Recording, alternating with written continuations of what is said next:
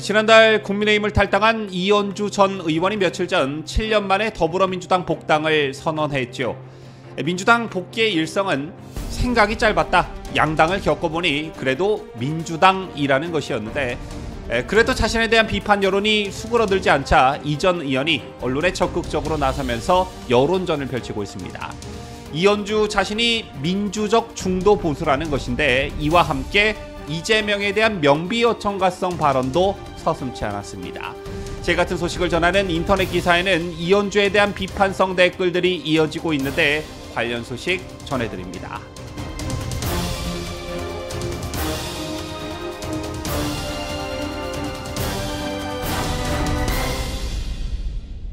시청자 여러분 안녕하십니까? 뉴스데일리 베스트 민앵커입니다. 지난 16일이었죠. 이현주 전 의원이 7년 만에 더불어민주당 복당을 선언했습니다. 아시다시피 변호사 출신인 이현주 전 의원은 2012년 19대 총선에서 민주통합당 소속으로 경기 광명을에서 당선이 됐고, 2016년 총선에서 재선에 성공합니다. 그리고 당내에서 친문 세력을 비판하다가 2017년 4월 당시 국민의당 안철수 대선 후보 지지를 선언하면서 탈당해 국민의당에 합류했습니다. 제후 바른미래당을 거쳐 국민의힘의 전신인 미래통합당에 합류했고, 2020년 총선에서 미래통합당 공천을 받고 부산 남구을에 출마했으나 낙선했지요. 따라서 이런 이력의 이현주 전 의원을 두고 정치 철새라는 비판이 계속해서 이어지고 있는데요. 이러한 비판 여론과 관련해 이현주는 제 생각이 짧았다라면서 양당을 모두 겪어보니 그래도 민주당이 낫다라는 취지로 말을 했고, 제2의 민주당도 화답이라도 하듯 탈당 이력이 있는 이현주 전 의원에 대해 경선 시 불이익을 주지 않기로 결정했습니다. 민주당 당원 당규를 보면 최근 8년 이내 탈당 경력자에게 공천심사 결과의 10%를 또 경선에서 25%를 감산하도록 규정하고 있는데요. 다만 지난 대선 과정에서 이재명이 대사면을 받았거나 직업상의 이유 또는 당의 요구로 복당하는 등 상당한 사유가 있는 경우 달리 적용한다는 단서 조항이 있습니다. 2017년 민주당을 탈당한 이현주의 경우 원칙적으로는 8년 이내 탈당 경력자에 해당하지만 규정에 따라 페널티가 적용되지 않는 셈입니다. 어쨌든 더불어민주당의 7년 만의 복귀와 관련해 이현주 본인은 이런저런 명분을 만들면서 이런저런 말들로 해명에 나서고 있지만 비판 여론은 쉽게 사그라들지 않고 있는 실정입니다. 요즘 방송 등에 출연하고 있는 이현주의 발언을 가만히 뜯어놓고 보면 정말 온갖 좋은 말들은 다 가져다 붙이고 있던데요. 그런데 그렇다고 철새라는 이미지가 희석될 수 있을까요? 오늘만 해도 그렇습니다. 자, 오늘 이현주 전 의원이 SBS 라디오에 출연해 이런저런 말들을 늘어놓았는데, 자신의 더불어민주당 복귀와 관련한 명분 만들기에 골몰한 그런 흔적들이 곳곳에서 나타나고 있었습니다. 일단 더불어민주당 복당의 가장 큰 걸림돌로 작용했던 과거 문재인에 대한 강도 높은 비판 발언과 관련해 이현주는 문재인 전 대통령 임기가 끝난 다음부터는 비판을 그렇게 하지 않았다라고 해명했습니다. 항상 살아있는 권력에 대해서 비판을 했고, 그것이 정치인의 책임이라는 말도 덧붙였는데요.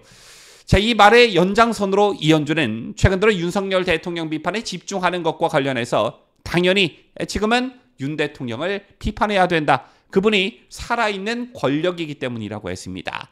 자, 이런 이현주의 말을 종합하자면 죽은 권력의 과거에 대해서는 비판하지 않고 오직 살아있는 권력에 대해서는 당연히 비판해야 한다. 이게 민주주의의 원리다라는 것인데요.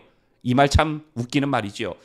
자, 이현주의 오늘 발언은 원칙적으로만 놓고 보면 맞는 말입니다. 하지만 말에 모순이 있다라는 것인데, 윤석열 대통령이 살아있는 현재의 권력이 맞지만 같은 맥락에서 보면 이재명 또한 입법부를 장악하고 있는 제1야당이 살아있는 권력입니다. 따라서 오늘 이현주의 말이 국민들로부터 설득력을 얻으려면 앞으로 이현주는 살아있는 권력 이재명에 대한 비판도 함께 이어가야 하는 것이겠죠. 이재명 하면 얼마나 비판할 게 많습니까? 오죽하면 이재명의 사당화를 견디지 못해 총선을 앞두고 탈당한 인사들까지 줄을 잇고 있는 형국입니다.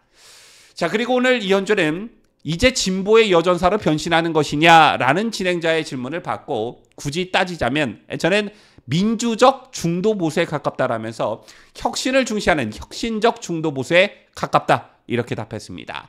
뭐 중도도 아니고 뭐 그렇다고 보수도 아니고 뭐 그렇다고 확실한 민주당 성향이라는 것도 아니고 보수라는 말 앞에 중도라는 말을 덧붙였고 또 중도 보수라는 단어 앞에 민주적이라는 말을 덧붙이면서 민주적 중도 보수 뭐 이것도 모자라 혁신이라는 말을 덧붙여 혁신적 민주적 중도 보수라고 자기 자신을 평가했습니다. 정치 시사 유튜브를 제가 오래 했지만 한 정치인의 성향을 말하면서 이렇게나 모호하고 거창한 단어가 사용된 것을 그간 보지 못했는데 민주적 중도 보수라, 혁신을 중시하는 혁신적 중도 보수라, 이걸 다른 말로는 뭐가 적절할까? 제가 국어 사전을 좀 찾아보니 어중이 떠중이라는 말이 있더군요. 아무튼 7년 만에 민주당 복귀와 관련해 비판 여론이 심상치 않자 나름의 명분을 만들기 위해 아무 말 대잔치를 벌이고 있는 느낌이 확 드는데 오늘 또 다른 라디오 방송에 출연한 이현주는 이재명과 관련해 좀 놀랐다라는 표현을 쓰면서 소위 명비어천가성 발언도 멈추지 서슴지 않았습니다. BBS 라디오 전영실의 아침 전원에 출연한 이현주는 과거에 보면 사이다. 그래서 굉장히 직설적이고 그랬다라면서 그런데 제가 최근에 몇 번 대화하고 보면서 좀 놀란 게 어떤 때는 보면 지나치리만큼 신중하고 꼼꼼하다라면서 이재명을 치켜세웠습니다.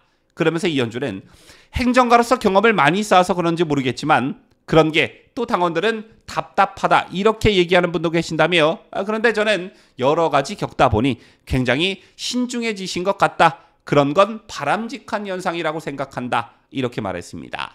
또한 이현주는 예전에는 이 대표가 진보적이라고 생각했다며 그런데 이제 대표가 되면서 대선에 나오고 하면서 좀 더 실용적이고 그 폭이 넓어진 것 같다고 생각한다. 바람직한 방향이고 바람직한 방향이라면서 이재명을 또 치켜세웠습니다. 살아있는 권력에 대해서 비판하는 게 정치인의 책임이라고 본인 스스로 얘기를 하면서 살아있는 권력의 한 축인 제1야당 대표 이재명과 관련해선 명비어천가를 부르기 시작한 이현주. 이걸 과연 어떤 국민들이 좋게 볼 수 있을까요? 따라서 저는 이현주가 앞으로 정치적 명분을 찾기가 굉장히 어려울 것이다. 왜냐? 이재명에 대한 비판을 하지 않으면 살아있는 권력에 입을 닫고 있다는 비판이 쏟아질 것이고 살아있는 권력 이재명에 대한 비판을 하자니 또 내부 총재를 하냐라는 비판에 직면할 것이기 때문입니다. 또 만약 그럴 일은 없겠지만 이재명이 다음 대선에서 대통령으로 당선이 된다면 그야말로 살아있는 권력의 최정점에 서는 것이기 때문에 그렇다면 이재명과 이현주의 밀월 관계는 뭐 시한부 관계냐 이런 비판도 할 수 있는 것이기 때문에 이재명을 머리끝부터 발끝까지 사랑하는 개딸들의 이현주에 대한 경계심은 날이 갈수록 높아지지 않겠느냐 이런 생각도 동시에 하게 됩니다. 정치인의 덕목 중에 뭐 여러 가지가 있겠지만 저는 그중 가장 중요한 게 명분이라고 보는데요. 이건 꼭 정치가 아니더라도 우리가 삶을 살아가면서 어찌 보면 가장 중요한 부분이기도 합니다. 그런 관점에서 7년 만에 더불어민주당에 복귀한 이현주가 현재 내세우고 있는 명분이 얼마나 큰 소구력을 가질까 참 구질구질하다 이런 느낌이 듭니다. 지금까지 저는 자유대한민국을 수호하는 뉴스데일리 베스트 민앵커였습니다.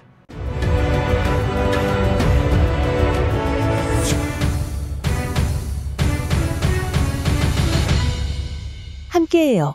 뉴스데일리 베스트.